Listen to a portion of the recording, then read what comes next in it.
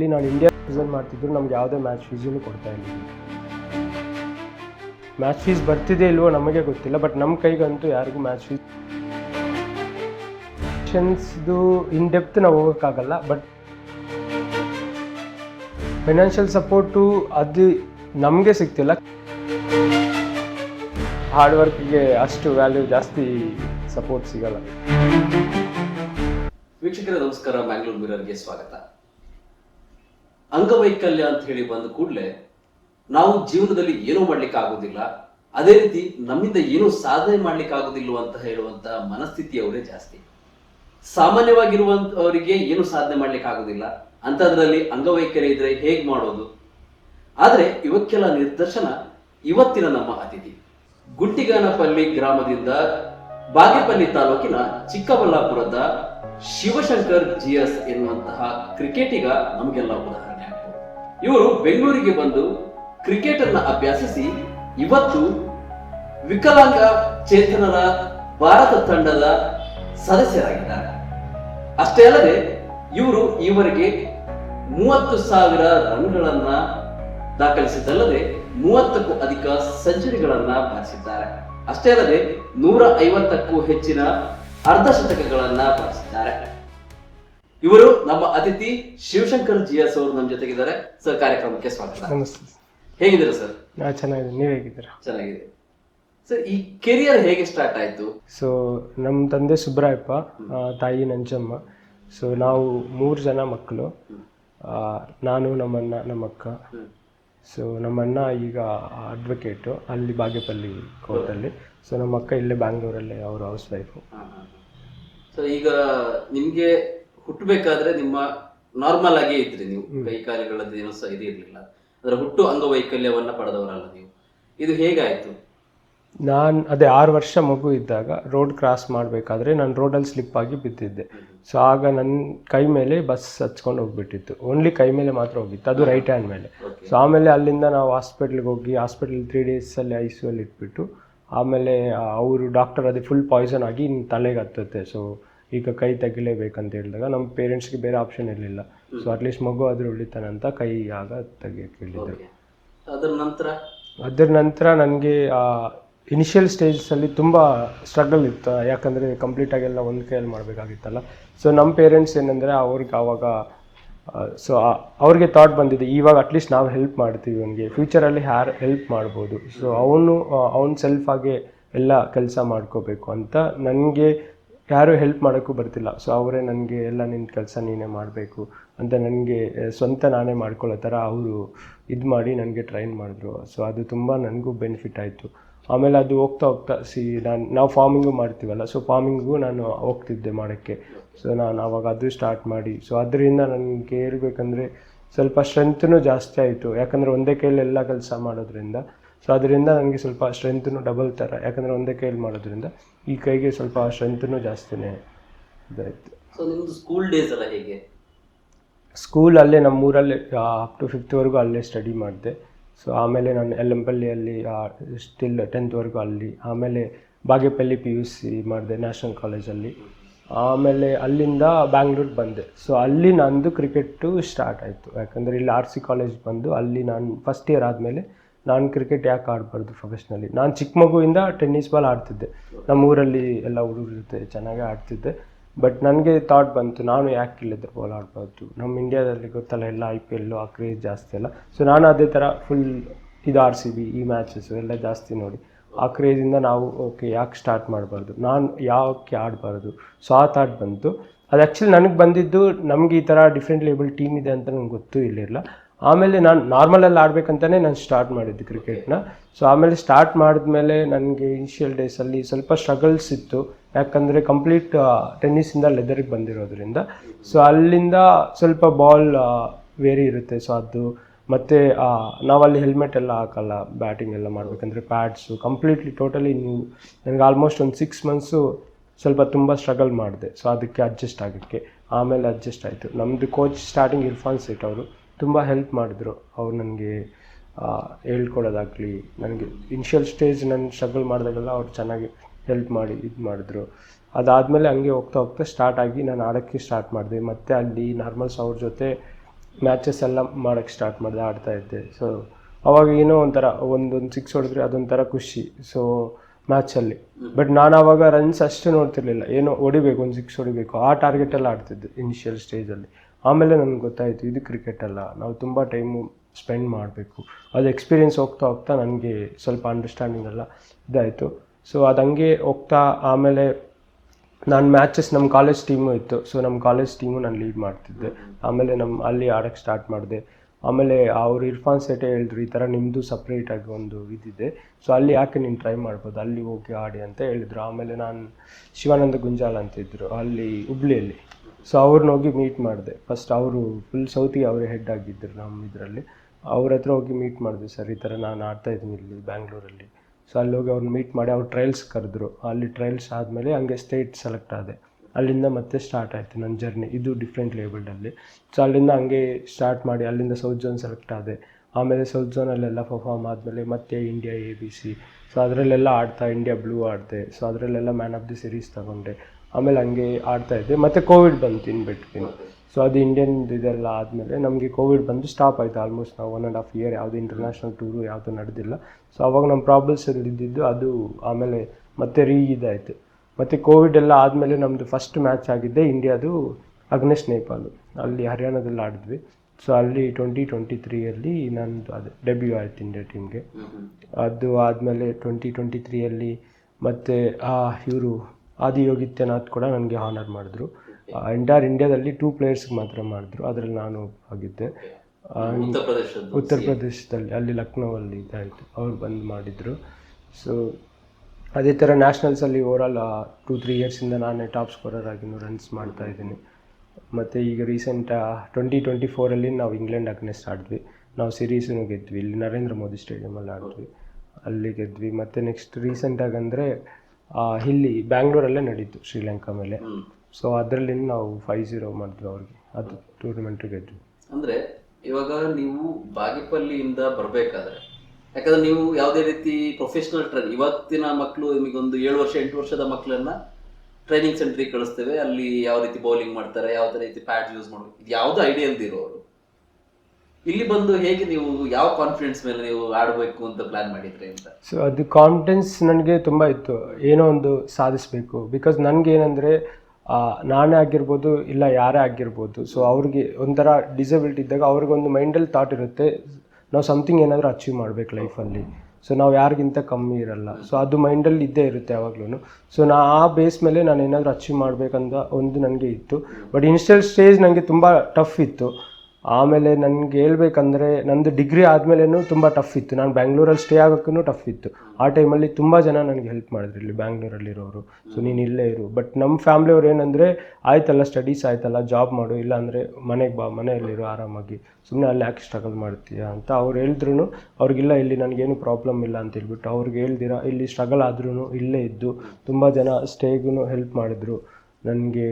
Starting Ravikumar Raju ಅಂತಿದ್ರು, ಅವರು ಇಲ್ಲೆಲ್ಲ ಇರೋಕ್ಕೆ ನೀನು ಇಲ್ಲೇ ಇರೋ ಆರಾಮಾಗಿ ಪ್ರಾಕ್ಟೀಸ್ ಮಾಡಿಕೊಂಡು, ಅವರು ಸಪೋರ್ಟ್ ಮಾಡಿದ್ರು ಇನಿಷಿಯಲ್ ಸ್ಟೇಜ್. ಆಮೇಲೆ ಶಿವಕುಮಾರ್ ಗೌಡ ಅವ್ರ ಜೊತೆನೂ ಆಲ್ಮೋಸ್ಟ್ ನಾನೊಂದು 2-3 ಇಯರ್ಸ್ ಇದ್ದೆ, ಅವರೂ ಹೆಲ್ಪ್ ಮಾಡಿದ್ರು. ಸೊ ಇಲ್ಲೇ ಇದ್ದು ಪ್ರಾಕ್ಟೀಸ್ ಮಾಡ್ಕೊ. ಸೊ ಆಮೇಲೆ ನನಗೆ ಒಂದು ಸೋರ್ಸ್ ಅಂತ ಬೇಕಾಗುತ್ತೆ. ಬಿಕಾಸ್ ನಮ್ಮ ಕ್ರಿಕೆಟಲ್ಲಿ ನಾನು ಇಂಡಿಯಾ ರೆಪ್ರೆಸೆಂಟ್ ಮಾಡ್ತಿದ್ರು, ನಮ್ಗೆ ಯಾವುದೇ ಮ್ಯಾಚ್ ಫೀಸೂ ಕೊಡ್ತಾ ಇಲ್ಲ ಇದುವರೆಗೆ. ಸೊ ಅದು ಮ್ಯಾಚ್ ಫೀಸ್ ಬರ್ತಿದೆ ಇಲ್ವೋ ನಮಗೆ ಗೊತ್ತಿಲ್ಲ, ಬಟ್ ನಮ್ಮ ಕೈಗಂತೂ ಯಾರಿಗೂ ಮ್ಯಾಚ್ ಫೀಸ್ ಸಿಗಲ್ಲ. ಸೊ ಮತ್ತು ನಮಗೆ ಇಲ್ಲಿ ಅಟ್ಲೀಸ್ಟ್ ಇಲ್ಲಿ ಬ್ಯಾಂಗ್ಳೂರಲ್ಲಿ ಸ್ಟೇ ಆಗಬೇಕಂದ್ರೆ ಎಲ್ಲರಿಗೂ ಗೊತ್ತು ತುಂಬ ಎಕ್ಸ್ಪೆನ್ಸಿವು. ಸೊ ಅದಕ್ಕೆ ನಾನೊಂದು ಜಾಬ್ ಸ್ಟಾರ್ಟ್ ಮಾಡೋಣ ಅಂತ ನನಗೆ ಥಾಟ್ ಬಂತು. ನಮ್ಮ ಫ್ರೆಂಡ್ ಒಬ್ಬರು ಇದ್ದರು ದಿನೇಶ್, ಅವ್ರಿಗೆ ಹೇಳಿದೆ. ಅವ್ರ ಫ್ರೆಂಡ್ ಶಶಿ ಅಂತಿದ್ರು ನಮ್ಮ ಕಂಪ್ನಿ, ಈಗ ನಾನು ಕರೆಂಟ್ ವರ್ಕ್ ಮಾಡೋ ಶಶಿ, ಅವರು ನನಗೆ ರೆಫರ್ ಮಾಡಿದ್ರು ಅವ್ರ ಕಂಪ್ನಿಯಲ್ಲಿ ಆ್ಯಕ್ಟಾಲೆಂಟ್. ಸೊ ನನಗೆ ಆಮೇಲೆ ಅಲ್ಲಿಂದ ತೇಜ್ ಮತ್ತು ತ್ಯಾಗ್ ಅವರಿಬ್ಬರು ನನಗೆ ಅವ್ರ ಟೀಮ್ಗೆ ತಗೊಂಡ್ರು. ಸೊ ಅಲ್ಲಿ ತಗೊಂಡು ನಾನು ಬಿಸ್ನೆಸ್ ಆಪ್ರೇಷನ್ಸ್ ಟೀಮಲ್ಲಿ HR ಆಪ್ರೇಷನ್ಸ್ ಮಾಡ್ತೀನಿ ಈಗ ಕರೆಂಟ್ಲಿ. ನಾನು ವರ್ಕ್ ಮಾಡ್ತಿರೋದು 2.5 ಇಯರ್ಸ್ ಆಯಿತು ನಾನು ಜಾಬ್ ಸ್ಟಾರ್ಟ್ ಮಾಡಿ. ಸೊ ಆಗ ನನಗಂತ ಒಂದು ಕೆರಿಯರ್ ಬೇಕಾಗಿತ್ತು, ಯಾಕಂದರೆ ಬ್ಯಾಕಪ್ಗೊಂದು ಬೇಕೇ ಬೇಕಾಗುತ್ತೆ ಕೆರಿಯರನ್ನು. ಸೊ ಆಮೇಲೆ ನನಗೆ ಸೋರ್ಸು ಅದೇ ಬೇಕಾಗಿತ್ತು, ಮನಿ ವೈಸೂ ಬೇಕಾಗಿತ್ತು. ಸೊ ನನಗೆ ಯಾಕಂದರೆ ಯಾರ ಮೇಲೆ ಡಿಪೆಂಡ್ ಆಗೋಕ್ಕೂ ಅಷ್ಟು ಇಷ್ಟ ಇರಲಿಲ್ಲ. ಆಲ್ರೆಡಿ ಬೆಂಗಳೂರು ಬಂದು ತುಂಬ ಇಯರ್ಸ್ ಆಯಿತು. ಸೊ ಅದರಲ್ಲಿ ಕ್ರಿಕೆಟ್ ಸ್ಟಾಪ್ ಮಾಡೋಕ್ಕೂ ನನಗೆ ಇಷ್ಟ ಇಲ್ಲ. ಎಷ್ಟು ವರ್ಷ ಅಂತ ಆಡ್ತೀವಿ ವಿತೌಟ್ ಎನಿ ಇನ್ಕಮ್ ಇಲ್ಲದೆ, ಸೊ ತುಂಬ ಕಷ್ಟನೇ ಇರುತ್ತೆ. ಸೊ ಆವಾಗ ನಾವು ಜಾಬನ್ನು ಸ್ಟಾರ್ಟ್ ಮಾಡಿ ಈಗ ಕರೆಂಟ್ಲಿ ವರ್ಕು ಮಾಡ್ತಾಯಿದ್ದೀನಿ, ಪ್ಲಸ್ ಅವ್ರು ನನಗೆ ಒಳ್ಳೆ ಸಪೋರ್ಟು ಮಾಡ್ತಾರೆ ಕಂಪ್ನಿ ವೈಸು. ನನಗೆ ಯಾವುದೇ ಮ್ಯಾಚಸ್ ಇದ್ರೂ ಅವರು ಪೇಯ್ಡ್ ಲೀವೇ ಕೊಡ್ತಾರೆ, ಮತ್ತು ನನಗೆ ಟ್ರಾವೆಲಿಂಗೂ ಹೆಲ್ಪ್ ಮಾಡ್ತಿದ್ದಾರೆ ನಮ್ಮ ಕಂಪ್ನಿ ಕಡೆಯಿಂದ, ಎಲ್ಲಿ ಟ್ರಾವೆಲ್ ಮಾಡಿದ್ರು. ಸೊ ನಮ್ಮ ಟೀಮ್ ವೈಸೂ ನಾನು ಲೀವಲ್ಲಿದ್ದರೆ ನನ್ನ ವರ್ಕ್ ಅವರೇ ಮಾಡ್ತಾರೆ, ಸೊ ಅದು ಏನು ಪ್ರಾಬ್ಲಮ್ ಇಲ್ಲ. ಸೊ ಕಂಪ್ನಿ ಕಡೆಯಿಂದನೂ ಚೆನ್ನಾಗಿದಾಯಿತು. ಮತ್ತು ಇಲ್ಲಿ ಅದೇ ಟೀಮ್ಸೂ ನನಗೆ ಒಂದು 10-15 ಟೀಮ್ಸ್ಗೆ ನಾನು ರೆಗ್ಯುಲರ್ ಆಗಿ ಇಲ್ಲಿ ನಾರ್ಮಲ್ಸ್ ಜೊತೆ ಆಡ್ತಾಯಿರ್ತೀನಿ. ಆ ಕ್ಲಬ್ಸ್ ಇರ್ಬೋದು, ತುಂಬ ಜನ ಲೈಕ್ ಅವ್ರ ಓನರ್ಸ್ ಇರ್ತಾರಲ್ಲ ಕ್ಲಬ್ಸು, ಅವ್ರು ಆಲ್ಮೋಸ್ಟ್ ನನಗೆ ಅವ್ರ ಬ್ರದರ್ ಥರನೇ ಟ್ರೀಟ್ ಮಾಡಿ ನನಗೆ. ಇನ್ನೊಂದು ಸ್ಪೆಷಲ್ ಅಂದರೆ ಈಗ ಹ್ಯಾಂಡಿಕ್ಯಾಪ್ ಒಂದು ಅಂಗವಿಕಲರು ಅಂತ ಹೇಳಿದ್ರೆ ಅದೇ ತಂಡದಲ್ಲಿ ಆಡೋದು ಸಾಮಾನ್ಯ, ಬಟ್ ನೀವು ಉಳಿದ ಕ್ಲಬ್ ಟೀಮ್ಗಳಲ್ಲಿ ನಾರ್ಮಲ್ ಇವ್ರ ಜೊತೆನೋ ಪ್ಲೇ ಮಾಡ್ತೀರಾ. ಸೊ ಏನು ಡಿಫ್ರೆನ್ಸ್ ಅಂದರೆ ನಿಮಗೆ ಚಾಲೆಂಜ್ ಆಗಿರೋದಿಲ್ವಾ, ಇದು ತುಂಬ ಕಷ್ಟ ಆಗೋದಿಲ್ವಾ? ಸೊ ಅದು ಎಲ್ಲ ಹೆಂಗೆ ಡಿಪೆಂಡ್ ಆಗುತ್ತೆ ಅಂದರೆ, ಅದು ನಮ್ಮ ಮೈಂಡಿಗೆ ನಾವು ಯಾವ ಥರ ತೊಗೊತೀವಿ ಆ ಥರ ನಮಗೆ ಇದಾಗುತ್ತೆ. ಸೊ ನಮ್ಮ ಕೈಯಲ್ಲಿ ಆಗಲ್ಲ ಅಂದರೆ ಅದು ನಾವು ಎಷ್ಟು ಟ್ರೈ ಮಾಡಿದ್ರೂ ನಮಗೆ ಮೈಂಡಿಂದನೇ ಅದು, ನಮ್ಮ ಬಾಡಿನೂ ಆ ಥರ ನಮ್ಮ ಫ್ಲೆಕ್ಸಿಬಲ್ ಆಗಲ್ಲ. ಸೊ ನಾನೇನಂದರೆ ಆಡಬೇಕು, ಕ್ರಿಕೆಟ್ ಆಡಬೇಕು ಅಷ್ಟೇ. ನಮ್ಮದು ಇಯರ್ಲಿ ಇದ್ದರೆ ಒಂದು 4-5 ಟೂರ್ನಮೆಂಟ್ಸ್ ಇರುತ್ತೆ, ಫುಲ್ ಎಂಟೈರ್ ಇಂಡಿಯಾದಲ್ಲಿ ಇದ್ದರೆ ನಮ್ಮದೊಂದು 4-5 ಟೂರ್ನಮೆಂಟ್ಸೇ ಇರುತ್ತೆ ಇಯರ್ಲಿ. ಸೊ ನನಗೆ ಆ ಟೈಮಲ್ಲಿ ಮಿಕ್ಕಿದ ಟೈಮಲ್ಲಿ ನಾನೇನು ಮಾಡೋದು, ನಾನು ರೆಗ್ಯುಲರಾಗಿ ಪ್ರಾಕ್ಟೀಸು ಮಾಡ್ತೀನಿ. ಈಗ ಅಲ್ಲಿ CFL ಅಕಾಡೆಮಿಯಲ್ಲಿ ಪ್ರಾಕ್ಟೀಸು ಮಾಡ್ತೀನಿ, ಮತ್ತು ರೆಗ್ಯುಲರಾಗಿ ಮ್ಯಾಚಸ್ಸು ವೀಕ್ಲಿ ಒಂದು 4 ಮ್ಯಾಚ್ ಆಡ್ತೀನಿ. ವೀಕೆಂಡು ಒಂದು ದಿನಕ್ಕೆ 2 T20 ಮ್ಯಾಚಸ್ ಆ ಥರ ಆಡ್ತೀನಿ. 30 ಓವರ್ಸ್ ಇದ್ರೂ 1-2 ಆ ಥರ ಆಡ್ತೀನಿ. ಸೊ ವೀಕ್ಲಿ ಒಂದು 4 ಮ್ಯಾಚಸ್ಸು. ಸೊ ಈ 4 ಮ್ಯಾಚಸ್ ಅದೇ ಈ ಥರನೇ ಮ್ಯಾಚಸ್ ಆಡಿ ಆಲ್ಮೋಸ್ಟ್ ನಾನು 1000 ಮ್ಯಾಚಸ್ ಕಂಪ್ಲೀಟು ಮಾಡಿದ್ದೀನಿ ಇಲ್ಲಿ ಕ್ಲಬ್ಸ್ದು ಅದೆಲ್ಲ. ಸೊ ಅದ್ರದ್ದೇ ರನ್ಸ್ ಎಲ್ಲ ಈ ಥರ ರನ್ಸ್ ಎಲ್ಲ ಹೊಡೆದಿರೋದು, ಸೆಂಚುರಿ. ಇವಾಗ ನೀವು ಇಂಡಿಯಾ ಟೀಮ್ಗೆ ಸೆಲೆಕ್ಟ್ ಆಗ್ತೀರಾ, ನೀವು ಅಂದ್ಕೊಂಡಿದ್ದು, ನೀವು ನೋಡಿರೋದು IPL ಮ್ಯಾಚ್ಗಳು, ಇಂಡಿಯಾದ ಮ್ಯಾಚ್, ನಾರ್ಮಲ್ ಮ್ಯಾಚ್ಗಳನ್ನ ನೋಡಿರ್ತೀರ.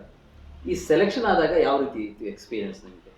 ಸೊ ಸೆಲೆಕ್ಷನ್ಸ್ದು ಇನ್ ಡೆಪ್ತ್ ನಾವು ಹೋಗೋಕ್ಕಾಗಲ್ಲ, ಬಟ್ ನಾನು ಸ್ವಲ್ಪ ಇದು ಕೊಡ್ತೀನಿ. ಬಟ್ ಸೆಲೆಕ್ಷನ್ಸ್ ಇರುತ್ತೆ, ಅದು ಪರ್ಫಾರ್ಮೆನ್ಸ್ ಬೇಸ್ಡ್ ಇರುತ್ತೆ. ಸಮ್ಟೈಮ್ಸ್ ಎಷ್ಟೇ ಪರ್ಫಾರ್ಮ್ ಮಾಡಿದ್ರೂ ನಾವು ಬೆಂಚಲ್ಲಿನೂ ಇರಬೇಕಾಗುತ್ತೆ. ಸೊ ಅದೂ ಇರುತ್ತೆ. ಬಟ್ ಓವರಾಲ್ ಅದಕ್ಕೆ ಇದಕ್ಕೇನೆಂದರೆ ಫೆಸಿಲಿಟೀಸ್ ಸೇಮ್ ಕೊಡ್ತಾರೆ, ಯಾಕಂದರೆ ಇದು BCCI ಕಡೆಯಿಂದ ಎಲ್ಲ ಬರೋದ್ರಿಂದ, ಅಂಡರ್ BCCI ನಮ್ಮದು DCCI ಇರೋದ್ರಿಂದ ಫೆಸಿಲಿಟೀಸ್ ಎಲ್ಲ ಚೆನ್ನಾಗಿರುತ್ತೆ. ಬಟ್ ಇದು ಮನಿ ಅಂತ ಬಂದಾಗ ನಮಗೆ ಏನು ಫೆಸಿಲಿಟೀಸ್ ಅಂತೂ ಕೊಡಲ್ಲ. ಅದು ಬಿಟ್ಟರೆ ಇನ್ನೆಲ್ಲ ಚೆನ್ನಾಗಿ ಸೇಮ್ ಅದೇ ಥರನೇ ಇರುತ್ತೆ. ಸೊ ಮ್ಯಾಚಸ್ಸು ಚೆನ್ನಾಗಿ ಕಾಂಪಿಟೇಟಿವ್ ಆಗಿರುತ್ತೆ, ಯಾಕಂದರೆ ನಮ್ಮದು ಡಿಫ್ರೆಂಟ್ಲಿ ಏಬಲ್ಡ್ ಅಂದರೆ ಎಲ್ಲ ನನ್ನ ಥರ ಇರಲ್ಲ. ಇವಾಗ ನನಗೊಂದು ಕೈ ಇಲ್ಲ, ಸೊ ನಮ್ಮ ಟೀಮಲ್ಲಿ ಆ ಥರ ಬರಲ್ಲ. ಅದು ಎಲಿಜಿಬಲ್ ಕ್ರೈಟೀರಿಯಾ ಬಂದುಬಿಟ್ಟು 40% ಇರುತ್ತೆ. ಸಮ್ ಪ್ಲೇಯರ್ಸ್ಗೆ ಏನಂದರೆ ಅವ್ರಿಗೇನಾದರೂ ಲೈಕ್ ಪೋಲಿಯೋ ಆಗಿರುತ್ತೆ, ಕಾಲು ಸ್ವಲ್ಪ ಪ್ರಾಬ್ಲಮ್ ಇರುತ್ತೆ, ಮತ್ತು ಈ ಫಿಂಗರ್ಸ್ ಇರಲ್ಲ, ಫುಲ್ ಕೈಗೆಲ್ಲ ಫಿಂಗರ್ಸ್ ಇರದೆ ಇರೋರು ಇರ್ತಾರೆ. ಸೊ ಆ ಥರ ಇರೋರು ಇರ್ತಾರೆ. ಬಟ್ ನಮ್ಮ ಟೀಮಲ್ಲಿನೂ 125-130 ಪೇಸ್ ಹಾಕ್ತಾರೆ. ಸೊ ನಮ್ಮದು ಹ್ಯಾಂಡಿಕ್ಯಾಪ್ ಟೀಮಲ್ಲಿನೂ, ಇಂಗ್ಲೆಂಡ್ ಟೀಮೂ ಅಷ್ಟೇ, ಅವ್ರದ್ದು ಆಲ್ಮೋಸ್ಟ್ 130 ಹಾಕ್ತಾರೆ ಅವ್ರ ಟೀಮಲ್ಲಿನೂ ಪೇಸು. ಸೊ ಅದರಿಂದ ನಮಗೆ ಇಲ್ಲಿ ಪೇಸು ಮ್ಯಾಟ್ರ್ ಇಲ್ಲ. ಸೊ ನಾನು ನಾರ್ಮಲ್ ಕ್ರಿಕೆಟ್ ಆಡೋಕ್ಕೆ ಅಲ್ಲಿ ಪೇಸ್ ಆಲ್ರೆಡಿ ನಾನು ಫೇಸ್ ಮಾಡ್ತೀನಿ, ಅಷ್ಟು ಪೇಸ್ವರೆಗೂ. ಸೊ ಇಲ್ಲೇ ಇನ್ನು ಕ್ಲಬ್ಸಲ್ಲಿ ಸಮ್ಟೈಮ್ಸ್ ಅಷ್ಟು ಪೇಸು ಯಾರು ರೀಚ್ ಮಾಡೋಕ್ಕಾಗಲ್ಲ. ಸೊ ಆ ಥರ ಅಲ್ಲಿ ಆ ಲೆವೆಲ್ ನಾನು ಆಲ್ರೆಡಿ ಆಡಿರೋದ್ರಿಂದ ಇಲ್ಲಿ ನನಗೆ ತುಂಬ ಈಸಿ ಆಗುತ್ತೆ. ನನಗೆ ನಾನು ಮಾಡೋದು ತುಂಬ ಅಟ್ಯಾಕಿಂಗ್ ಬ್ಯಾಟಿಂಗ್ ಆಗಿರೋದ್ರಿಂದ ನನಗೆ ತುಂಬ ಈಸಿನೂ ಆಗುತ್ತೆ, ಪೇಸ್ ಇನ್ನೂ ಸ್ವಲ್ಪ ಕಮ್ಮಿ ಆಗೋದ್ರಿಂದ. ಸೊ ಅದರಿಂದ ಅದೇ ಅಲ್ಲಿಂದ ಇಲ್ಲಿಗೆ ನನಗೆ ಅದು ಎಕ್ಸ್ಪೀರಿಯನ್ಸ್ನು ಇಲ್ಲಿ ಯೂಸ್ ಆಗುತ್ತೆ ಮ್ಯಾಚಸ್ ಎಲ್ಲ ಆಡೋಕ್ಕೆ. ಬಟ್ ಅದೇ ಒಂದು ಇಂಡಿಯಾಗೆ ಒಂದು ಇಂಡಿಯಾದ ಜರ್ಸಿಯನ್ನು ಹಾಕ್ಕೊಂಡು ನಾವು ಆಟ ಆಡ್ತೇವೆ ಅಂತ ಹೇಳುವಂಥದ್ದು, ಆ ಮೂಮೆಂಟ್ ಎಷ್ಟು ಪ್ರೌಡ್ ಫೀಲ್ ಆಯ್ತು ನಿಮಗೆ? ಅದಕ್ಕೆ ಅಂದರೆ ಆ ಮೂಮೆಂಟಲ್ಲಿ ನನಗೆ ಏನಂದರೆ ಒಂಥರ ಸ್ಪೀಚ್ಲೆಸ್ ಥರ, ಯಾಕಂದರೆ ನಾನು ತುಂಬ ಇಯರ್ಸ್ ಆಡಬೇಕದು. ನಾನು 2023 ನಾನು ನೇಪಾಲ್ ಮೇಲೇ ಆಗಿರ್ಬೋದು, ಬಟ್ ಯಾಕಂದರೆ ಅದಕ್ಕಿಂತ ಮುಂಚೆ ನಾನು ಆಲ್ಮೋಸ್ಟ್ 3 ಇಯರ್ಸ್ ಕಂಟಿನ್ಯೂಸ್ ಆಗಿ ಟಾಪಲ್ಲಿ ಪರ್ಫಾರ್ಮ್ ಮಾಡಿದ್ರು ನನಗೆ ಚಾನ್ಸ್ ಸಿಕ್ಕಿರಲಿಲ್ಲ ಇಂಡಿಯಾ ಟೀಮಲ್ಲಿ ಆಡೋಕ್ಕೆ. ಸೊ ಅದು ಚಾನ್ಸ್ ಅನ್ನೋದು ನಮಗೆ ಬರುತ್ತಲ್ಲ, ಆ ಚಾನ್ಸ್ಗೋಸ್ಕರ ನಾನು ತುಂಬ ವೆಯ್ಟ್ ಮಾಡ್ತಿದ್ದೆ, ತುಂಬ ಇಯರ್ಸಿಂದ ವೆಯ್ಟ್ ಮಾಡ್ತಿದ್ದೆ. ಆಲ್ಮೋಸ್ಟ್ ನಾನು ಡೆಬ್ಯೂ ಮಾಡೋಷ್ಟೊತ್ತಿಗೆ ನಾನು ಆಲ್ಮೋಸ್ಟ್ 6 ಇಯರ್ಸಲ್ಲಿದ್ದೆ.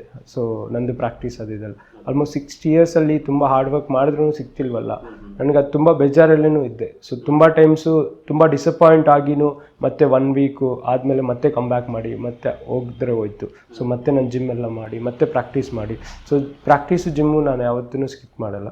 ಸೊ ಮಂತ್ಲಿ ಅಟ್ಲೀಸ್ಟ್ ನಾನು ಪ್ರಾಕ್ಟೀಸ್ ಮಾಡ್ತಾನೆ ಇರ್ತೀನಿ, ಜಿಮ್ಮು ಮಾಡ್ತಾನೆ ಇರ್ತೀನಿ.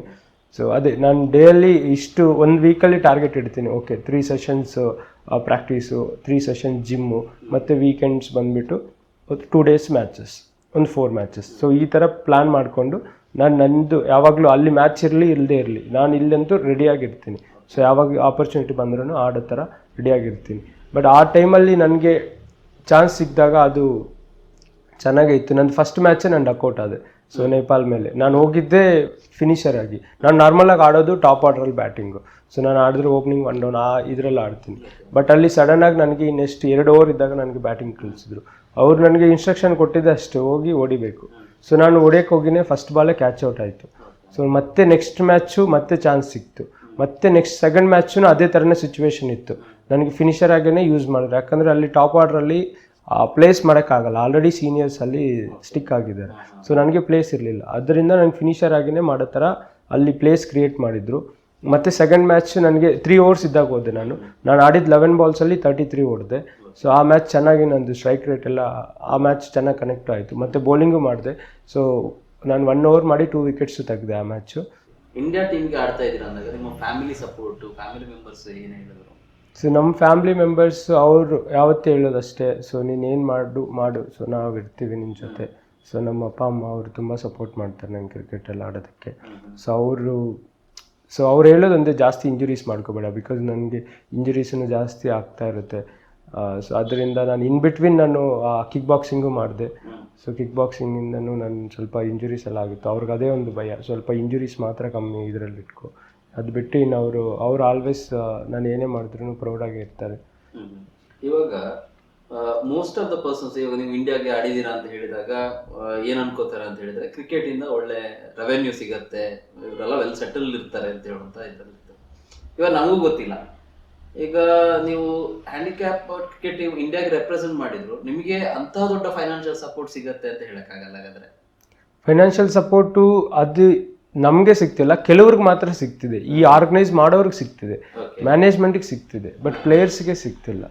ಕೆಲವು ಪ್ಲೇಯರ್ಸಿಗೆ ಸಿಗ್ತಿದೆ, ಅದು ಡಿಪೆಂಡ್ಸ್ ಆನ್ ಅವ್ರ ಸ್ಟೇಟು, ಅವರು ಇರೋ ಆ ತಾಲೂಕು ಆಗಿರ್ಬೋದು, ಡಿಸ್ಟಿಕ್ ಆಗಿರ್ಬೋದು, ಆ ಡಿಸ್ಟಿಕ್ ಕಡೆಯಿಂದ ಸಪೋರ್ಟ್ ಇರ್ಬೋದು, ತಾಲೂಕಿಂದ ಸಪೋರ್ಟ್ ಆಗಿರ್ಬೋದು. ನಮಗೆ ನಮ್ಮ ತಾಲೂಕಿಂದ ಯಾವುದೇ ಥರ ಸಪೋರ್ಟ್ ಇಲ್ಲ. ಡಿಸ್ಟಿಕ್ಕಿಂದ ಇದುವರೆಗೆ ನಾನು ಡಿಸ್ಟಿಕಲ್ಲಿನೇ ಜಾಸ್ತಿ ಚೆನ್ನಾಗಿ ನಂಗೆ ಗೊತ್ತೇ ಇಲ್ಲ ನಾನು ಕ್ರಿಕೆಟ್ ಆಡ್ತೇನೆ ಅಂತ. ಬಟ್ ನಮ್ಮ ತಾಲೂಕಲ್ಲಿ ಚೆನ್ನಾಗಿ ಎಲ್ಲರಿಗೂ ಗೊತ್ತು, ಬಟ್ ನಮ್ಮ ಡಿಸ್ಟಿಕಲ್ಲಿನೂ ಯಾರಿಗೂ ಗೊತ್ತಿಲ್ಲ ಚಿಕ್ಕಬಳ್ಳಾಪುರದಲ್ಲಿ ಈ ಥರ ಒಬ್ಬ ಇಂಡಿಯಾ ರೆಪ್ರೆಸೆಂಟ್ ಮಾಡ್ತಿದ್ದಾನೆ ಅಂತ. ಸೊ ಅದೇ ಈ ಸೋಷಿಯಲ್ ಮೀಡಿಯಾನೇ ಸ್ವಲ್ಪ ಯಾರ್ಯಾರನ್ನೋ ಸುಮ್ಮನೆ ಇದು ಮಾಡ್ತಾರೆ, ಹಾರ್ಡ್ ವರ್ಕ್ಗೆ ಅಷ್ಟು ವ್ಯಾಲ್ಯೂ, ಜಾಸ್ತಿ ಸಪೋರ್ಟ್ ಸಿಗಲ್ಲ. ಟೈಮ್ ಹಿಡಿಬೋದು, ಅದೇ ನೋಡೋಣ. ಸೊ ನಂದೇನೆಂದರೆ ಒಂದು ಟೈಮಲ್ಲಿ ಇತ್ತು ಎಕ್ಸ್ಪೆಕ್ಟೇಷನ್ಸು, ನನಗೆ ಟೈಮ್ಸ್ ಆದಮೇಲೆ ಎಕ್ಸ್ಪೆಕ್ಟೇಷನ್ಸ್ ಹೋಯ್ತು. ಸೊ ನಾನು ಅರ್ನ್ ಮಾಡ್ಕೋತೀನಿ. ನಾನು ಇವಾಗ ಜಾಬು ಮಾಡ್ತಾಯಿದ್ದೀನಿ, ನನಗೆ ತುಂಬ ಎಕ್ಸ್ಪೆಕ್ಟೇಷನ್ಸು ಇಲ್ಲ. ಸೊ ಯಾರು ಹೆಲ್ಪು ಮಾಡದೇ ಇದ್ರು ಓಕೆ, ಪರವಾಗಿಲ್ಲ. ಅದು ಎಕ್ಸ್ಪೆಕ್ಟೇಷನ್ಸ್ ಒಂದು ಲೆವೆಲ್ವರೆಗೂ ಇತ್ತು, ಆವಾಗ ನನಗೆ ಹೋಯ್ತು, ಯಾರೂ ಸಪೋರ್ಟು ಮಾಡಲಿಲ್ಲ. ಬಟ್ ನನಗೆ ಹೇಳ್ಬೇಕಂದ್ರೆ, ನಾನು ಆಡ್ತೀನಲ್ಲ ಕ್ಲಬ್ಸು, ಅವರು ತುಂಬ ಜನ ತುಂಬ ಸಪೋರ್ಟ್ ಮಾಡಿದ್ರು. ಅವರೆಲ್ಲರೂ ನನಗೆ ಬ್ರದರ್ ಥರ ಟ್ರೀಟ್ ಮಾಡಿ, ಸಮ್ಟೈಮ್ಸ್ ನನಗೆ ಸ್ಟೇಗೆಲ್ಲ ಅವೆಲ್ಲ ದುಡ್ಡು ಕೊಡ್ತಿದ್ರು, ಮತ್ತು ಇಲ್ಲಿ ಫುಡ್ಗೆ. ಸೊ ತುಂಬ ಜನ ಸಪೋರ್ಟ್ ಮಾಡಿದ್ದಾರೆ. ಸೊ ಆ ಟೈಮಲ್ಲೇ ನಾನು ಒಂದು ಟೈಮಲ್ಲಿ ಇದ್ದಾಗಲೇ, ಸೊ ಇವಾಗ ನಾನು ಜಾಬ್ ಮಾಡೋ ಸಿಚುವೇಶನ್ ಬಂದಿದೆ. ಬಿಕಾಸ್ ತುಂಬ ದಿನ ನಾವು ಡಿಪೆಂಡ್ ಮಾಡೋಕ್ಕಾಗಲ್ವಲ್ಲ ಇನ್ನೊಬ್ಬ. ಬಟ್ ನೀವು ನಾರ್ಮಲ್ ಮ್ಯಾಚಸ್ ಆಡಬೇಕಾದ್ರೆ ನಿಮಗೆ ಯಾರು ಯಾಕೆ ಇಲ್ಲಿ ಬರ್ತೀರಾ, ಇದ್ರೆ ಯಾಕೆ ಆಡ್ತಿದ್ದೀರಾ ಅಂತ ಹೇಳಿ ಯಾರು ಡಿಸಪಾಯಿಂಟ್ ಮಾಡೋ ರೀತಿ ಏನಾದ್ರು ಆಗಿದೆ ಇನ್ಸಿಡೆಂಟ್? ಆ ಥರ ನನಗೆ ಯಾರು ಡಿಸಪಾಯಿಂಟ್ ಮಾಡಲ್ಲ. ಬಟ್ ನನಗೆ ಏನಂತಾರೆ ಅಂದರೆ, ಸಮ್ ಟೀಮ್ಸ್ ಅಂದರೆ ಈಗಲ್ಲ, ಮುಂಚೆ ನನಗೆ ಕೆಲವೊಂದು ಟೀಮ್ಸ್ ಇತ್ತು, ಅವ್ರಿಗೆ ನನಗೆ ಗೊತ್ತಿಲ್ಲ ನಾನು ಆಡ್ತೀನಿ ಅಂತ. ಸೊ ಅವ್ರು ಏನಾದ್ರು ನಾನು ಡಿಫೆಂಡ್ ಮಾಡಿದ್ರು ಬಂದುಬಿಟ್ಟು ಸೂಪರ್ ವೆಲ್ ಪ್ಲೇಡ್ ಅಂತ ಶೇಕ್ ಹ್ಯಾಂಡ್ ಕೊಟ್ಬಿಟ್ಟು ಹೋಗ್ತಿದ್ರು. ಆಮೇಲೆ ನಾನೊಂದು 2-3 ಸಿಕ್ಸ್ ಹೊಡೆದ್ಮೇಲೆ ಅವ್ರು ಹಿಂಗೆ ಬಾಯಿ ತೆಕ್ಕೊಂಡು ಹಿಂಗೆ ನೋಡಿಕೊಂಡು, ಆಮೇಲೆ ಅವ್ರು ನಂದೆಲ್ಲ ಪ್ರೊಫೈಲ್ ಚೆಕ್ ಮಾಡಿದ್ಮೇಲೆ ಅವ್ರಿಗೆ ಆಮೇಲೆ ನಾನು ಯಾರಂತ ಗೊತ್ತಾದ್ಮೇಲೆ ಬಂದು ನನ್ನ ಜೊತೆ ಫೋಟೋಸ್ ತಗೊಂಡು ಮತ್ತು ಅಪ್ರಿಷಿಯೇಷನ್ನು ಮಾಡ್ತಾರೆ. ಬಟ್ ಏನಂದರೆ ಕೆಲವೊಬ್ಬರೆಲ್ಲ ನಾನು ಅವ್ರ ಜೊತೆ ಆಡೋದು ಅವ್ರಿಗೂ ತುಂಬ ಖುಷಿ ಆಗುತ್ತೆ. ಸೊ ನಂದು ರನ್ಸ್ ಆಗಿರ್ಬೋದು, ಮತ್ತು ಅವ್ರು ನನ್ನ ಜೊತೆ ವೇ ಆಫ್ ಟಾಕಿಂಗ್ ಇರ್ಬೋದು, ಮತ್ತು ಯಾರು ನನಗೆ ಇದುವರೆಗೆ ಆ ಥರ ಅಲ್ಲಿ ಆಡಿ ಇಲ್ಲಿ ಆಡಿ ಆ ಥರ ಯಾರು ಇದುವರೆಗೆ ಬಂದಿಲ್ಲ. ನಿಮ್ಮದು ಸೆಂಚುರೀಸ್ ಎಲ್ಲ ನೋಡಿದ್ರೆ ಇವಾಗ ಯಾರ್ಡ್ಸ್ ಡಿಫ್ರೆನ್ಸ್ ಇದೆಯಾ ನಿಮ್ದು, ಅಥವಾ ನಾರ್ಮಲ್ ಯಾರ್ಡ್ಸ್ ಇದರಲ್ಲೇ ನೀವು ಸಿಕ್ಸಸ್ ಹೊಡಿತಾ ಇರೋದಾ? ಅಥವಾ ನಮ್ಮದು ಬೌಂಡ್ರಿ ಬಂದುಬಿಟ್ಟು ನಮ್ಮದು ಸೇಮ್ ಇರುತ್ತೆ, 65-70 ಮೀಟರ್ಸ್. ನಾನು ಬೇಕಂದರೆ 90 ಮೀಟರ್ 80 ಮೀಟರ್ ಈಸಿಯಾಗಿ ಸಿಕ್ಸ್ ಹೊಡಿತೀನಿ, ಅದು ಬೌಲರ್ ಹಾಕಿದ್ರು. ಸೊ ಅದರಲ್ಲಿ ಬೌಂಡ್ರಿ ಇದಂತೂ ಏನೂ ಇದಿಲ್ಲ. ಸೊ ನಾನು ಬೇಕಾದ್ರೆ ನಿಮ್ಗೆ ಕೆಲವೊಂದು ವಿಡಿಯೋಸ್ ಕೊಡ್ತೀನಿ, ನೋಡಿ ಅದ್ರಲ್ಲಿ ಗೊತ್ತಾಗುತ್ತೆ ಎಷ್ಟು ದೂರ ಹೊಡಿತೀನಿ ಕೆಲವೊಂದು ವಿಡಿಯೋಗಳು ನೋಡಿ. ಬಟ್ ನಿಮಗೆ ಈ ಕ್ರಿಕೆಟ್ ಅಲ್ಲಿ ನಿಮಗೆ ಈಗ ಪ್ರತಿಯೊಬ್ಬರಿಗೂ ರೋಲ್ ಮಾಡೆಲ್ ಪ್ಲೇಯರ್ ಅಂತ ಇರ್ತಾರೆ, ನಿಮ್ಗೆ ಯಾರಿದ್ದಾರೆ? ನನಗೆ ವಿರಾಟ್ ಕೊಹ್ಲಿ. ಸೊ ಅವ್ರದ್ದು ಫಿಟ್ನೆಸ್ ಆಗಿರ್ಬೋದು, ಅವ್ರದ್ದು ಗೇಮ್ ಸೆನ್ಸ್ ಆಗಿರ್ಬೋದು, ಅವ್ರು T20 ಹೆಂಗೆ ಆಡಬೇಕು, ODI ಹೆಂಗೆ ಆಡಬೇಕು, ಟೆಸ್ಟ್ ಮ್ಯಾಚಲ್ಲಿ ಹೆಂಗೆ ಆಡಬೇಕು, ಮೋರ್ ಓವರ್ ಅವ್ರ ಫಿಟ್ನೆಸ್. ಸೊ ನಾನು ತುಂಬ ಜಾಸ್ತಿ ಫಿಟ್ನೆಸ್ ಮೇಲೆ ಸ್ವಲ್ಪ ಫೋಕಸ್ ಮಾಡ್ತಾ ಇರ್ತೀನಿ. ಬಿಕಾಸ್ ಸಿಕ್ಸ್ ಹೊಡಿಯೋದು ಮತ್ತು ಆ ಫಿಟ್ನೆಸ್ನ ಅಷ್ಟು ಮೇಂಟೈನ್ ಮಾಡೋದು ಅದೆಲ್ಲ ಅಷ್ಟು ಈಸಿ ಇಲ್ಲ. ಸೊ ನಾನು ಅದೇ ಜಿಮ್ ಮಾಡ್ತಾ ಇರ್ತೀನಲ್ಲ, ನನಗೆ ಗೊತ್ತಾಗುತ್ತೆ. ಸೊ ಎಲ್ಲ ತಿಳ್ಕೊತಾರೆ ಸಿಕ್ಸ್ ಹೋಗುತ್ತೆ ಅಂತ. ಬಟ್ ಆ ಸಿಕ್ಸ್ ಹೋಗೋಕ್ಕಿಂತ ಅದರ ಹಿಂದೆ ತುಂಬ ನಂದು ಹಾರ್ಡ್ ವರ್ಕ್ ಇದೆ. ಅದಕ್ಕೆ ನಾನು ಮಾಡಿರೋ ಜಿಮ್ ಆಗಿರ್ಬೋದು, ಸೊ ಅದಕ್ಕೆ ಪಟ್ಟಿರೋ ನಂದು ಕಷ್ಟ. ಸೊ ಅದು ಫಿಟ್ನೆಸ್. ಸೊ ಆ ಇದರಿಂದ ನನಗೆ ವಿರಾಟ್ ಕೊಹ್ಲಿ ಮತ್ತು ಸೊ ಅವರು RCB ನಮ್ಮದು ಬ್ಯಾಂಗ್ಳೂರ್ ಟೀಮ್ಗೆ ಆಡೋದ್ರಿಂದ, ಸೊ ಅದರಿಂದನೂ ನಮಗೆ. ಸೊ ನೀವು ಈಗ ಆಲ್ಮೋಸ್ಟ್ 8 to 9 years ಇಂದ ನೀವು ಕ್ರಿಕೆಟ್ ಆಡ್ತಾ ಇದ್ದೀರಾ. ಈ ಡ್ಯೂರೇಷನ್ ಅಲ್ಲಿ ಯಾರಾದ್ರು ಸೆಲೆಬ್ರಿಟಿ ಕ್ರಿಕೆಟರ್ಸ್ಗಳನ್ನ ಮೀಟ್ ಆಗಿದ್ದೀರಾ? ಏನಾದ್ರು ಸಜೆಷನ್ಸ್ಗಳು ಸಿಕ್ಕಿದ್ದೆ ನಿಮಗೆ? ನಾನು ಜಾಕ್ ಕಾಲಿಸ್ನ ಮೀಟ್ ಆಗಿದ್ದೆ. ಆವಾಗ ಶುಭ್ಮನ್ ಗಿಲ್ ಬಂದುಬಿಟ್ಟು ತುಂಬ ಆಗಾಗ ಪರಿಚಯ ಆಗಿದ್ರು ಅನಿಸುತ್ತೆ. ಆವಾಗ ದಿನೇಶ್ ಕಾರ್ತಿಕ್ ಕ್ಯಾಪ್ಟನ್ ಇದ್ದರು, ಅವರೆಲ್ಲ ನೆಟ್ ಸೆಷನ್ನು ನಡೀತಾ ಇತ್ತು. ಜಾಕ್ ಕಾಲಿಸ್ ಜೊತೆನೂ ನಾನು ಮಾತಾಡಿದ್ದೆ. ಅವರು ನನ್ನ ಬ್ಯಾಟಿಂಗ್ ನೋಡಿಬಿಟ್ಟು ಸಖತ್ತಾಗಿ ಆಡ್ತಿದ್ದೀರಾ ಅದೆಲ್ಲ ಹೇಳಿದರು. ನನಗೂ ಕೆಲವೊಂದು ಶಾರ್ಟ್ಸ್ ಬಗ್ಗೆ ಕ್ಲಾರಿಫಿಕೇಷನ್ ಬೇಕಿತ್ತು, ಅದನ್ನು ಅವ್ರ ಹತ್ರ ಕೇಳಿದ್ದೆ. ಮತ್ತು ಇವರು ಆಶೀಶ್ ನೆಹ್ರಾ, ನಾನು ಒಂದು ಸೀಸನಲ್ಲಿ RCBಯಲ್ಲಿ ಜಸ್ಟ್ 2 ಸೆಷನ್ ನೆಟ್ ಬಾಲ್ ಮಾಡೋಕ್ಕೆ ಹೋಗಿದ್ದೆ. ಸೊ ಆಶೀಶ್ ನೆಹ್ರಾ ನಂಗೆ ಕರೆದ್ಬಿಟ್ಟು, ನಾನು ಸ್ಟ್ರೈಟು ಇದ್ದೆ, ಸೊ ಅವರು ಬ್ಯಾಟರ್ ಹೊಡಿತಾ ಇದ್ರು ಸ್ಟ್ರೈಟು, ನಾನು 2 ಕ್ಯಾಚ್ ಹಿಡಿದೆ. ಆಮೇಲೆ ಅವ್ರು ಕರೆದ್ಬಿಟ್ಟು ನೀನು ಬೌಲ್ ಮಾಡ್ತೀಯ ಅಂತ ಕೇಳಿದ್ರು. ಮಾಡ್ತೀನಂದರೆ ಆಮೇಲೆ ಮಾಡು ಅಂತ ನನಗೆ ಬೌಲಿಂಗ್ ಕೊಟ್ಟಿದ್ರು ನೆಟ್ ಸೆಷನಲ್ಲಿ. ಅದು ಬಾಲ್ ಮಾಡಿದ್ಮೇಲೆ ಆಮೇಲೆ ಬಂದು ಅವ್ರು ಮಾತಾಡಿ ಸಖತ್ತಾಗಿ ಆಗ್ತಿದೆಯಾ ಬೌಲಿಂಗೆಲ್ಲ, ಹಿಂಗೆ ಕಂಟಿನ್ಯೂ ಮಾಡು ಅಂತ. ಆಶೀಶ್ ನೆಹ್ರಾನು ಆವಾಗ RCB ಕೋಚ್ ಆಗಿದ್ರು ಅವರು, ಆಶೀಶ್ ನೆಹ್ರಾ. ಸೊ ಆ ಸೀಸನ್ ನಾನು ಹೋಗಿದ್ದೆ. ಸೊ ಇವಾಗ ಕ್ರಿಕೆಟಲ್ಲಿ ನಿಮ್ಮದು ಡ್ರೀಮ್ ಏನು? ಸೊ ನಂದು ಡ್ರೀಮ್ ಅಂದರೆ ನಾನು ಹಿಂಗೆ ಫಿಟ್ ಆಗಿದ್ದು ಇನ್ನೂ, ಸೊ ನನಗೆ ಎಷ್ಟು ಹೈಯೆಸ್ಟ್ ಲೆವೆಲ್ ಆಡೋಕ್ಕಾಗುತ್ತೆ ಕ್ರಿಕೆಟ್ ಅದನ್ನು ಹಂಗೆ ಕಂಟಿನ್ಯೂ ಮಾಡಿಕೊಂಡು ಆಡಬೇಕಂತ ಇದೆ. ತುಂಬ ಜನ ಈಗ ನೀವು ಹೇಳಿದ್ರಿ, ಈಗ ನಿಮ್ಮದು ತುಂಬ ಅಡಿಷ್ನಲ್ ಎಫರ್ಟ್ ಹಾಕ್ತೀರಾ ಪ್ರಾಕ್ಟೀಸಿಂದಾಗಿ, ನೀವು ನಾರ್ಮಲ್ ಪ್ಲೇಯರ್ಸ್ ಜೊತೆನೂ ನೀವು ಆಟ ಆಡ್ತಾ ಇದ್ದೀರಾ. ತುಂಬ ಜನ ಹ್ಯಾಂಡಿಕ್ಯಾಪ್ ಇರ್ಬೋದು, ನಾರ್ಮಲ್ ಪರ್ಸನಾಲಿಟಿಗಳು, ನಮ್ಮ ಹಾಗಿರುವಂಥ ಪರ್ಸನಾಲಿಟಿಯವರು ನಮ್ಮಿಂದ ಆಗೋದಿಲ್ಲ, ಬೇಡ ನಮ್ಮದೊಂದು ಐಡೆಂಟಿಟಿನೇ ಮಾಡ್ಕೊಳ್ಳಿಕ್ಕೆ ಹೋಗೋದಿಲ್ಲ. ಸೊ ತುಂಬ ಜನ ಡಿಪ್ರೆಷನ್ ಆಗಿ ಹೋಗೋ ಪರ್ಸೆಂಟೇಜ್ ಜಾಸ್ತಿ ಇದೆ, ಅಂಥವ್ರಿಗೆ ಏನು ಹೇಳ್ತೀರ? ಸೊ ಯಾರೇ ಆಗಿರ್ಬೋದು, ನಮ್ಮದೇನೆಂದರೆ ನಮ್ಮದು ಮೈಂಡಿಗೆ ನಾವು ಯಾವ ಥರ ಇದು ಕೊಡ್ತೀವಿ ಅದೇ ಥರ ನಮ್ಮ ಬಾಡಿನೂ ಮೂವ್ ಆಗುತ್ತೆ. ಸೊ ನಾನೇನೆಂದರೆ ನಾವು ಬಿಲೀವ್ ಮಾಡಿ ಸೊ ಹಾರ್ಡ್ ವರ್ಕ್ ಮಾಡಿದ್ರೆ ನಾವು ಅಚೀವ್ ಮಾಡ್ಬೋದು. ಮೋರ್ ಓವರ್ ಏನು ಅನ್ಕೊತಾರೆ, ಓಕೆ ನನಗೆ ಕೈ ಇಲ್ಲ ಇವಾಗ ಹೆಂಗೆ ಆಡ್ತಾರೆ. ಸೊ ನಂದು ಮೈಂಡ್ ಸೆಟ್ಟು ತುಂಬ ಸ್ಟ್ರಾಂಗ್ ಇರುತ್ತೆ. ಸೊ ನೀವು ಅದೇ ಥರ ನಿಮ್ಮ ಕೈಯಲ್ಲಿ ಆಗಿಲ್ಲ ಅಂದರೂ ನಿಮ್ಮ ಮೈಂಡ್ ಸೆಟ್ ತುಂಬ ಸ್ಟ್ರಾಂಗ್ ಇರಬೇಕು, ಅದನ್ನು ಅಚೀವ್ ಮಾಡೋದು ಆಗಿರ್ಬೋದು. ಸೊ ಇಲ್ಲಿ ಎಬಿಲಿಟಿ ಡಿಸೇಬಿಲಿಟಿ ಮ್ಯಾಟ್ರ್ ಆಗಲ್ಲ. ಸೊ ನಿಮ್ಮ ಮೈಂಡು ಎಬಿಲಿಟಿನ ಡಿಸೇಬಿಲಿಟಿ ಅದು ಡಿಸೈಡ್ ಆಗುತ್ತೆ. ಸೊ ನಾವು ಅಂದ್ಕೊಂಡ್ರೆ ಮಾಡ್ಬೋದು, ಅದು ಟೋಟಲಿ ನಮ್ಮ ಮೈಂಡ್ ಕಂಟ್ರೋಲಲ್ಲೇ ಇರುತ್ತೆ. ಸೊ ನಾನು ಥಿಂಕ್ ಮಾಡಿದಾಗ ನಾನು ಸಮ್ಟೈಮ್ಸ್ ಏನಾದರೂ ಥಿಂಕ್ ಮಾಡ್ತೀನಿ, ಓಕೆ ಅವ್ರು 2 ಕೈಯಲ್ಲ ಈ ಥರ ಮಾಡ್ತಾರೆ, ನಾನು ಒಂದು ಕೈಯಲ್ಲಿ ಆಗಲ್ವೇನೋ ಅಂದ್ಕೊಂಡು ನನ್ನ ಕೈಲಿ ಮಾಡೋಕ್ಕಾಗಲ್ಲ. ಅದು ನನಗೆ ತುಂಬ ಟೈಮ್ ಎಕ್ಸ್ಪೀರಿಯೆನ್ಸ್ ಆಗಿದೆ. ನಾನು ಬಿಲೀವ್ ಮಾಡಿದಾಗ ನನ್ನ ಕೈಲಿ ಆಗುತ್ತೆ ಅಂತ, ಅದು ನನ್ನ ಕೈಲಿ ಆಗದೇ ಇದ್ದರೂ ನಾನು ಮಾಡಿದ್ದೀನಿ. ಸೊ ಆ ಥರ ನನಗೂ ತುಂಬ ಟೈಮ್ ಎಕ್ಸ್ಪೀರಿಯೆನ್ಸ್ ಆಗಿದೆ. ಸೊ ಅದು ಟೋಟಲಿ ನಾವು ಮೈಂಡು ಮತ್ತು ನಾವು ಮಾಡೋ ಹಾರ್ಡ್ ವರ್ಕು ಮತ್ತು ಅದಕ್ಕೆ ಕನ್ಸಿಸ್ಟೆನ್ಸಿ ಬೇಕು. ಏನೇ ಮಾಡಿದ್ರೂ ಕನ್ಸಿಸ್ಟೆನ್ಸಿ ಇರಬೇಕು. ಸೊ 1 ಡೇ ಮಾಡಿ 2 ಡೇ ಮಾಡಿ ನಮಗೆ ಬರುತ್ತೆ ಅಂದ್ರೂ ಆಗಲ್ಲ.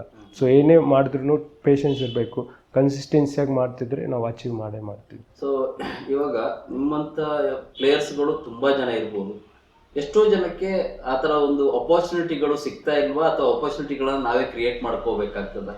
ಸೊ ಎರಡೂ ಆಗುತ್ತೆ. ಸಮ್ಟೈಮ್ಸ್ ಆಪರ್ಚುನಿಟಿಗಳು ಸಿಗಲ್ಲ, ನಾವೇ ಕ್ರಿಯೇಟ್ ಮಾಡ್ಕೋಬೇಕಾಗುತ್ತೆ.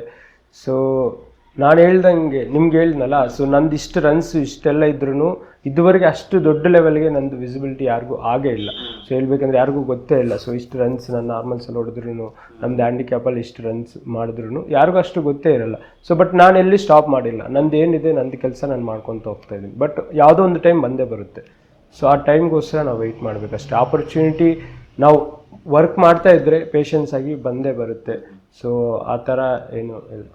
ಈಗ ನಿಮಗೆ ಇಷ್ಟು ಈ 8-9 ವರ್ಷದ ಜರ್ನಿಯಲ್ಲಿ ನೀವು ತುಂಬಾ ನೆನ್ಪು ಮಾಡಿಕೊಳ್ಳುವಂತಹ ಪರ್ಸನ್ ಯಾರು? ಅಂದ್ರೆ ಯಾರಿಗಾರು ಥ್ಯಾಂಕ್ಸ್ ಹೇಳ್ಬೇಕು ಅಂತಿದ್ರೆ ಯಾರಿಗೆ ಹೇಳ್ತೀರಾ? ಥ್ಯಾಂಕ್ಸ್ ಹೇಳ್ಬೇಕಂದ್ರೆ ನಾನು ಒಂದು ಪರ್ಸನ್ ಅಲ್ಲ, ತುಂಬ ಪರ್ಸನ್ಸ್ ಇದ್ದಾರೆ ನನ್ನ ಲೈಫಲ್ಲಿ. ಯಾಕಂದರೆ ಅದು ಒಂದು ನೇಮಲ್ಲಿ ಹೋಗೋವಂಥದ್ದಲ್ಲ. ತುಂಬ ಜನ ನನಗೆ ತುಂಬ ಥರ ಹೆಲ್ಪ್ ಮಾಡಿದ್ದಾರೆ. ಯಾಕಂದರೆ ನಾನು ಫ್ಯಾಮ್ಲಿ ಬಿಟ್ಟು ಬಂದಮೇಲೆ, ಸೊ ನಾನು ಆಲ್ಮೋಸ್ಟ್ 9 ಇಯರ್ಸ್ ಆಯಿತು ಬ್ಯಾಂಗ್ಳೂರಲ್ಲೇ ಇದ್ದು. ಬ್ಯಾಂಗ್ಳೂರಲ್ಲಿ 9 ಇಯರ್ಸಿಂದ ಇರೋದು ಅಷ್ಟು ಈಸಿ ಇಲ್ಲ. ವಿತೌಟ್ ನಾನು ಈಗ ಅಟ್ಲೀಸ್ಟ್ ಅರ್ನ್ ಮಾಡ್ತಾಯಿದ್ದೀನಿ ಸ್ವಲ್ಪ. ಆಗ ನನ್ನ ಹತ್ರ ಅರ್ನಿಂಗ್ಸೂ ಇರಲಿಲ್ಲ. ತುಂಬ ಜನ ಲೈಕ್ ಅವ್ರ ಸ್ವಂತ ಬ್ರದರ್ ಥರ ನೋಡಿಕೊಂಡು ತುಂಬ ಜನ ಹೆಲ್ಪ್ ಮಾಡಿದ್ದಾರೆ ನನಗೆ. ಸೊ ಇಲ್ಲಿ ನಾನು ಆಡೋ ಕ್ಲಬ್ ಟೀಮ್ಸ್ ಆಗಿರ್ಬೋದು, ಮತ್ತು ಅವರು ಶಿವಕುಮಾರ್ ಗೌಡ ಆಗಿರ್ಬೋದು, ಅವರು ರವಿಕುಮಾರ್ ಆಗಿರ್ಬೋದು. ಸೊ ಇವರೆಲ್ಲ ನನಗೆ ತುಂಬ ಅಂದರೆ ತುಂಬ ಥರ ಅವ್ರ ಬ್ರದರ್ ಥರನೇ ನೋಡಿಕೊಂಡು, ಸೊ ಎನಿ ಟೈಮ್ ನನಗೆ ಏನೇ ಇದ್ರೂ ಪಿಂಗ್ ಮಾಡ್ತಾ ಇರ್ತಾರೆ, ಸೊ ಏನಾದರೂ ಹೆಲ್ಪ್ ಬೇಕಾ. ಸೊ ಈ ಥರ ತುಂಬ ಜನ ಆ್ಯಕ್ಚುಲಿ ನನಗೆ ಹೆಲ್ಪ್ ಮಾಡಿದ್ದಾರೆ. ಸೊ ಅವರೆಲ್ಲ ಇಲ್ಲ ಅಂದರೆ ಇವತ್ತು ನನಗೆ ತುಂಬ ಸ್ಟ್ರಗಲ್ ಆಗೋದು ಈ ಸ್ಟೇಜ್ವರೆಗೂ ಬರೋಕ್ಕೆ. ಅಟ್ಲೀಸ್ಟ್ ನಾನು ಯಾಕಂದರೆ ಕೋವಿಡ್ ಟೈಮಲ್ಲೆಲ್ಲ ಆಮೇಲೆ ಮನೆಯಿಂದ ಬಂದಮೇಲೆ ನಮ್ಮ ಅಪ್ಪ ಅಮ್ಮ ಇಲ್ಲೇ ಇದ್ಬಿಡು, ಇಲ್ಲೇ ಯಾವ್ದಾದ್ರು ಜಾಬ್ ಮಾಡು, ಇಲ್ಲಾಂದರೆ ಮನೆಗೆ ಬಂದುಬಿಡು, ಇಲ್ಲೇ ಫಾರ್ಮಿಂಗೇ ಮಾಡ್ಕೋಬೋದಲ್ಲ, ಆ ಥರ ನನಗೆ ಹೇಳಿದ ಸಿಚುವೇಶನ್ಸ್ ಇತ್ತು. ಬಟ್ ಆ ಟೈಮಲ್ಲಿ ನಾನು ಅಲ್ಲಿ ಹೋಗೋಕ್ಕೆ ನನಗೆ ಇಷ್ಟ ಇಲ್ಲ. ಯಾಕಂದ್ರೆ ನಾನು ಕ್ರಿಕೆಟ್ ಬಿಡೋ ಇದಿಲ್ಲ. ಸೊ ಏನೇ ಆಗಲಿ ನಾನು ಕ್ರಿಕೆಟ್ ಆಡಬೇಕು, ಎಷ್ಟೇ ಕಷ್ಟಪಟ್ಟಾದರೂ ಊರಿಗೆ ಹೋಗ್ಬಾರ್ದು, ಇಲ್ಲೇ ಇದ್ದಾದರೂ ಕ್ರಿಕೆಟ್ ಮಾಡಬೇಕು. ಸೊ ಆ ಟೈಮಲ್ಲಿ ನಾನು ಹೋಗಲಿಲ್ಲ. ಸೊ ಇವರೆಲ್ಲ ನನಗೆ ಪಿಲ್ಲರ್ ಆಗಿದ್ದು ನನಗೆ ಸಪೋರ್ಟ್ ಮಾಡಿ ಸೊ ನನಗೆ ಈ ಥರ ಕಂಟಿನ್ಯೂ ಮಾಡಿದ್ದಾರೆ. ಈಗ ಕಡೆಯದಾಗಿ ಏನು ಹೇಳಲಿಕ್ಕೆ ಇಷ್ಟಪಡ್ತೀರಾ ಟೋಟಲ್ ಅಂದರೆ ಈಗ ನಂದು ಲಾಸ್ಟ್ ಟೈಮು ಹೇಳ್ಬೇಕಂದ್ರೆ ಕ್ರಿಕೆಟರ್ಸು ಅವ್ರು ಈ ನಡುವೆ ಸ್ವಲ್ಪ ಇನಿಷಿಯೇಟ್ ಮಾಡಿ ಲಾಸ್ಟ್ ಟೈಮು ಮತ್ತು ಇಂಡಿಯಾ ವರ್ಸಸ್ ನ್ಯೂಜಿಲ್ಯಾಂಡ್ ಮ್ಯಾಚ್ ನಡೀತಾ ಇತ್ತು ಇಲ್ಲಿ ಚಿನ್ನಸ್ವಾಮಿಯಲ್ಲಿ. ಸೊ ಇಡೀ 5 ಡೇಸು ನಂದು ಸ್ಕೋರ್ಸ್ ಹಾಕ್ತಿದ್ರು. ಆವಾಗ ನಂದು 24,000+ ರನ್ಸ್ ಇತ್ತು, ನಂದು ವಿಕೆಟ್ಸೂ 300 ಏನೋ ಇತ್ತಾಗ. ಸೊ ಆಗ ಅದನ್ನು ಎಂಟೈರ್ ಲೈಕ್ 5 ಡೇಸ್ ಮ್ಯಾಚ್ ನಡೀತಿದ್ದಲ್ಲ, ಅಲ್ಲೇ ಡಿಸ್ಪ್ಲೇ ಮಾಡ್ತಾ ಇದ್ರು ನನ್ನ ಫೋಟೋ ಮತ್ತು ನಂದು ಸ್ಕೋರ್ ಆಗಿರ್ಬೋದು ಮತ್ತು ನನ್ನ ವಿಕೆಟ್ಸ್ ಎಲ್ಲ. ಸೊ ಅವರೂ ಚೆನ್ನಾಗಿ ನನಗೆ ಆ್ಯಕ್ಚುಲಿ ಇದು ಮಾಡಿದ್ರು, ಇನಿಷಿಯೇಟ್ ತಗೊಂಡು ನನಗೂ ಸ್ವಲ್ಪ ಪ್ರಮೋಟ್ ಮಾಡೋಕ್ಕೆ ನೋಡಿದ್ರು. ನಂದೇನೆಂದರೆ ಏನು ಹೇಳಕ್ಕೆ ಅಂದರೆ, ಸೊ ನಂದು ಸ್ವಲ್ಪ ಇನ್ನೂ ವರ್ಕ್ ಮಾಡಬೇಕು. ಸೊ ಇದೇ ಎಂಡ್ ಅಲ್ಲ ನಂದು. ಸೊ ಇನ್ನೂ ನಾನು ವರ್ಕ್ ಮಾಡಬೇಕು, ಇನ್ನೂ ಸ್ವಲ್ಪ ಒಳ್ಳೊಳ್ಳೆ ಶಾರ್ಟ್ಸ್ ಎಲ್ಲ ಕಲಿಬೇಕು, ಇನ್ನೂ ಕೆಲವೊಂದು ಶಾರ್ಟ್ಸ್ ಮೇಲೆ ತುಂಬ ವರ್ಕ್ ಮಾಡಬೇಕು. So cricket every day learning ಇದ್ದೇ ಇರುತ್ತೆ. ಸೊ ನಾವು ಒನ್ ಡೇ ಲೈಕ್ ವಿನ್ ಆಗ್ಬೋದು, ಒನ್ ಡೇ ಲೂಸ್ ಆಗ್ಬೋದು, ಬಟ್ ಲರ್ನಿಂಗ್ ನಾವು ಯಾವತ್ತೂ ಸ್ಟಾಪ್ ಮಾಡಬಾರ್ದು. ಸೊ ಅದು ಸ್ಟಾಪ್ ಮಾಡ್ದಿರಾ ನಾನು ಹಿಂಗೆ ಕಂಟಿನ್ಯೂ ಮಾಡಿ ನನ್ನ ಫಿಟ್ನೆಸ್ ನನ್ನ ಫಿಟ್ನೆಸ್ ಹಿಂಗೆ ಮೇಂಟೈನ್ ಮಾಡ್ಕೊತ ಇನ್ನೂ ಸ್ವಲ್ಪ ಆದಷ್ಟು ಪುಷ್ ಮಾಡಿ ಸೊ ಇನ್ನೂ ಕೆಲವೊಂದು ಶಾರ್ಟ್ಸ್ ಆಗಿರ್ಬೋದು ಅದೆಲ್ಲ ಕಲಿಯೋಣ ಅಂತ. ನೋಡಿದ್ರಲ್ಲ ವೀಕ್ಷಕರೇ, ಶಿವಶಂಕರ್ GS ಅವರು ತಮ್ಮ ಅತಿ ಕಡಿಮೆ ಅವಧಿಯ ಕ್ರಿಕೆಟ್ ಜೀವನದ ಬಗ್ಗೆ ಸಂಪೂರ್ಣವಾದ ಮಾಹಿತಿಯನ್ನು ನೀಡಿದ್ದಾರೆ. ಇವರು ಇನ್ನೊಂದಷ್ಟು ವರ್ಷಗಳು ಕ್ರಿಕೆಟ್ ಜೀವನ ಅತ್ಯುನ್ನತ ಮಟ್ಟಕ್ಕೆ ತಲುಪಲಿ, ಭಾರತದ ಜೊತೆಗೆ ಭಾರತ ತಂಡವನ್ನ ಇಂಟರ್ನ್ಯಾಷನಲ್ ಲೆವೆಲ್ ಅಲ್ಲಿ ಪ್ರತಿನಿಧಿಸುವಂತಹ ಅವಕಾಶಗಳು ಅವರಿಗೆ ಬರಲಿ ಅಂತ ಹೇಳುವಂಥದ್ದು ನಮ್ಮ ಆಶಯ. ಸರ್, ಇಷ್ಟೊಂದು ಕಾರ್ಯಕ್ರಮಕ್ಕೆ ಬಂದದಕ್ಕಾಗಿ ಧನ್ಯವಾದಗಳು. ಇದು ಇವತ್ತಿನ ವಿಶೇಷ. ನಿರಂತರ ಸುದ್ದಿಗಾಗಿ ನೋಡ್ತಾ ಇರಿ ಮ್ಯಾಂಗ್ಳೂರ್.